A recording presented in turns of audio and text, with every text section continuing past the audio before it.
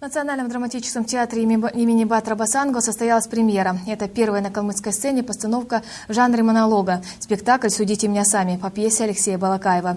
На премьерном показе в зрительном зале присутствовала и съемочная группа «Вестей». Своими впечатлениями делится Дельгира Няева.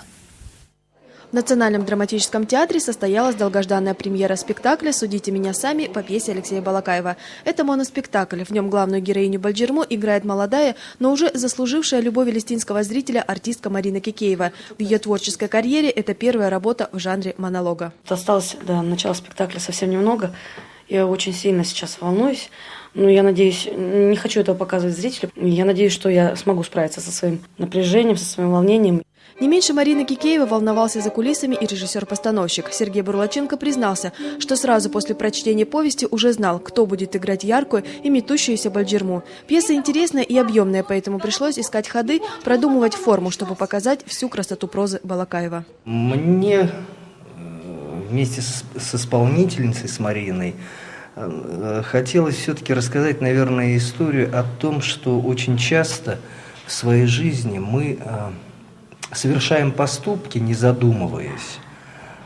А когда мы осознаем, что мы были неправы в чем-то, да, иногда бывает поздно.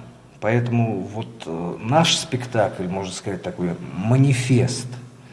Давайте все-таки задумываться над своими поступками и исправлять ошибки сейчас. Среди приглашенных гостей была Цагансар Мукакеновна, вдова писателя. Эту премьеру она никак не могла пропустить. На протяжении многих лет она неизменно поддерживала его в трудные минуты, была верной и надежной опорой во всем. Я с ним была рядом, и вот эту мою помощь он всегда очень ценил.